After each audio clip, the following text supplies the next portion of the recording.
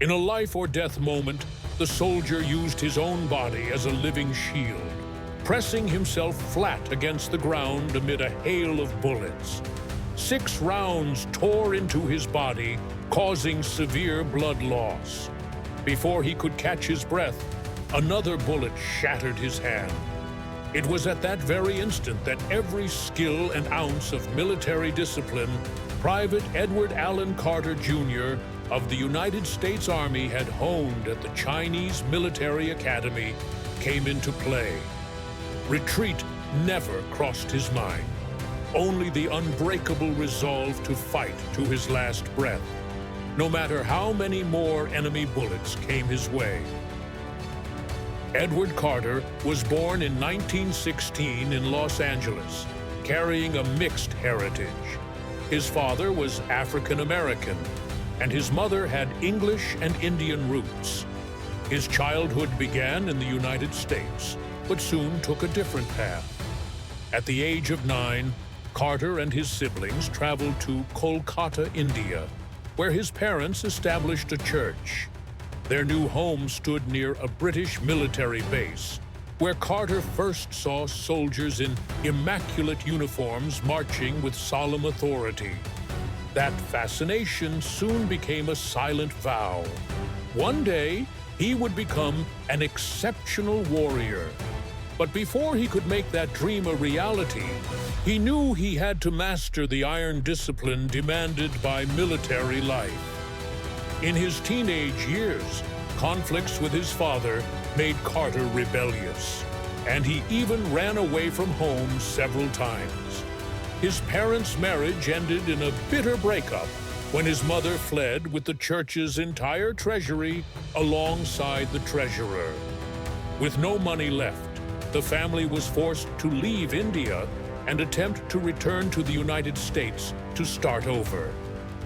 However, their journey took an unexpected turn when their ship was forced to stop in Shanghai after Carter's younger brother, William, contracted typhoid fever. During their stay, Carter's father became acquainted with local missionaries and decided to settle there permanently. Determined to reform his defiant son, he enrolled Carter in a local military academy. In the strict environment, Carter quickly adapted, excelled in his studies, and gradually built connections with several influential Chinese families. One of his acquaintances happened to be related to Chiang Kai-shek, the supreme leader of the Republic of China.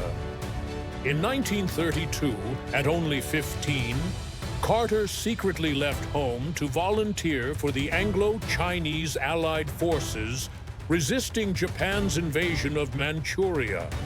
Thanks to his natural leadership, he was promoted to second lieutenant after just 1 month. However, his time there was cut short when his father found him and forced him to return.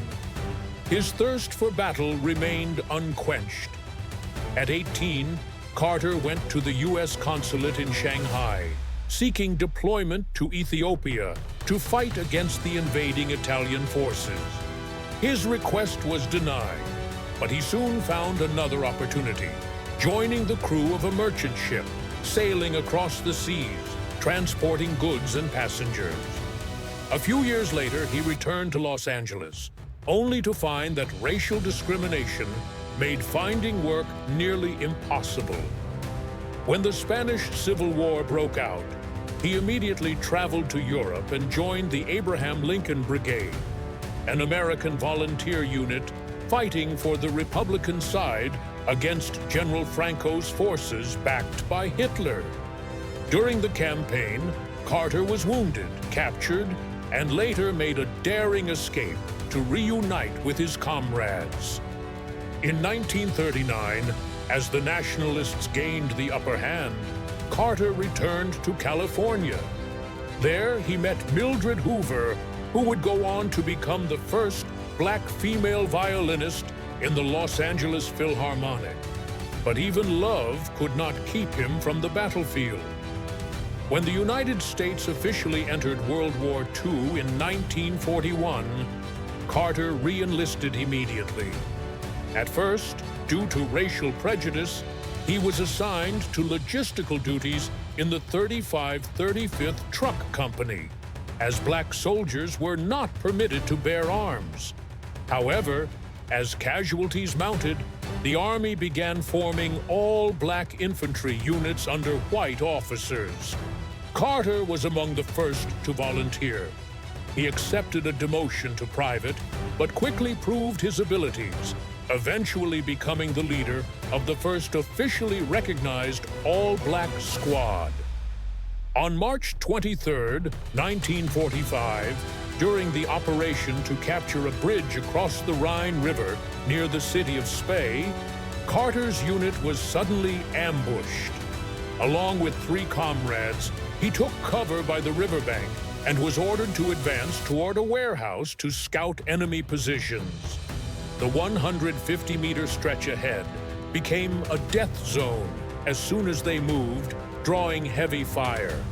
1 soldier was killed instantly, 2 others were severely wounded, and Carter decided to move forward alone, providing cover for his comrades' retreat. Amid the rain of bullets, he was hit 3 times in the left arm and badly wounded in the leg. Even when another round destroyed his hand, he kept crawling, closing the distance to within 30 meters of the target. For 2 hours, he lay hidden under relentless fire before ambushing an 8-man German patrol, killing 6 and capturing 2 alive. Using his fluency in German, he extracted valuable intelligence on enemy positions, enabling his commanders to advance into Spey. Only after delivering his report did Carter allow medics to tend to his wounds.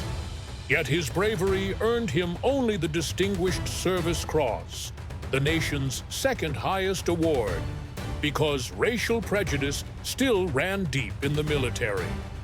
After the war, his past service in Spain and training in China led U.S. authorities to suspect him of being a communist.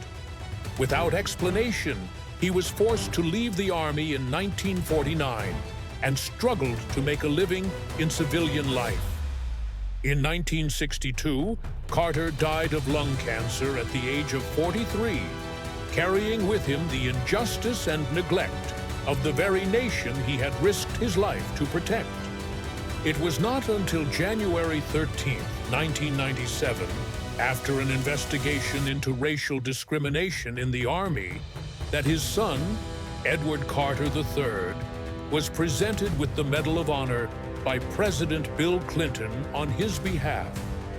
The following day, Carter's remains were reinterred at Arlington National Cemetery among the true heroes of the United States.